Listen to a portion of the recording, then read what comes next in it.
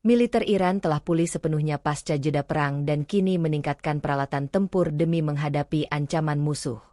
Brigjen Muhammad Akraminia menegaskan bahwa bank data target serangan terhadap Amerika Serikat serta Israel telah diperbarui total. Pasukan Garda Revolusi tetap bersiaga penuh, karena tidak mempercayai janji musuh meskipun kesepakatan gencatan senjata tengah berjalan. Setiap agresi baru di masa depan akan dibalas dengan respons jauh lebih menghancurkan melalui berbagai metode baru.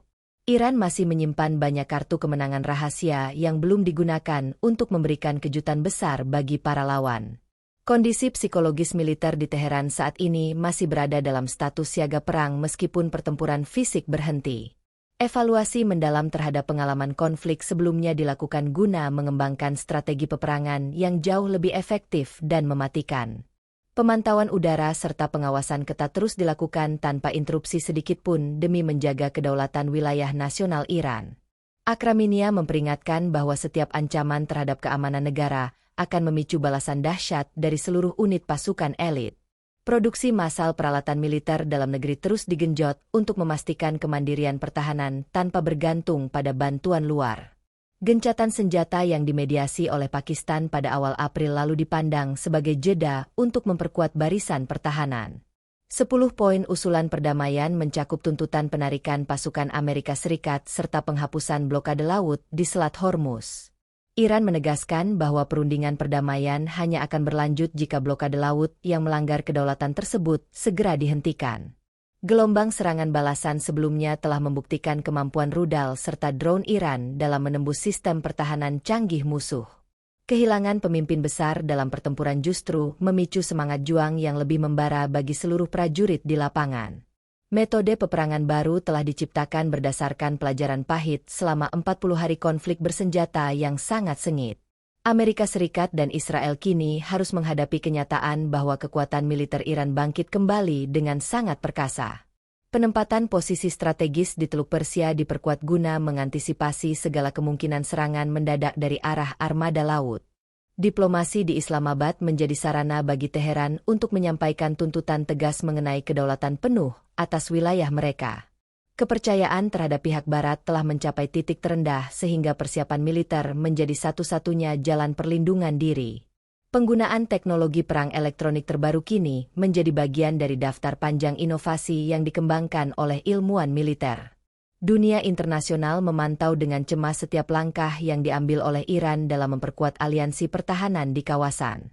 Brigjen Akraminia meyakinkan rakyat bahwa negara siap menghadapi skenario terburuk sekalipun dengan segala sumber daya yang ada.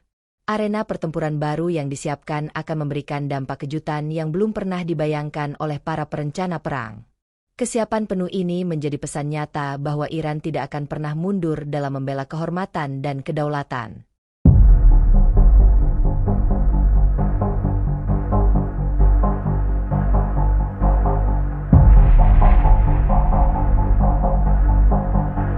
Struktur kekuasaan di jantung pemerintahan Iran dilaporkan tengah mengalami perubahan paling radikal dalam sejarah revolusinya.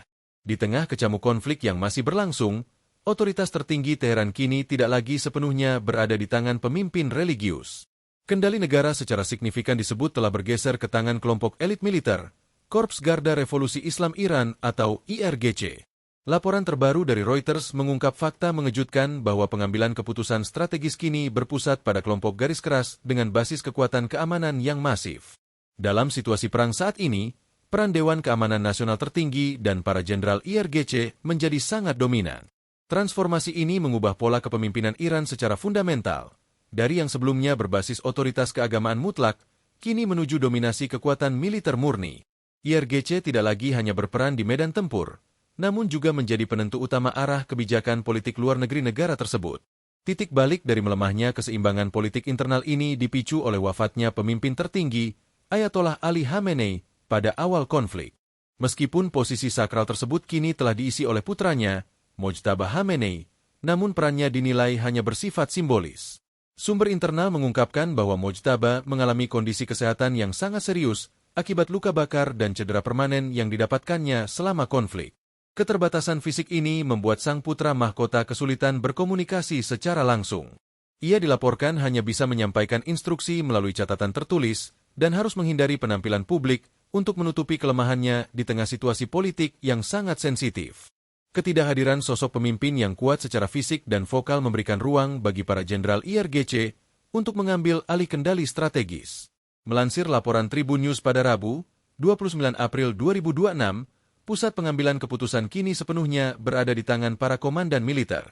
Mereka kini memegang kendali penuh, mulai dari pengaturan strategi perang hingga urusan diplomasi internasional, tanpa harus menunggu restu panjang dari otoritas religius.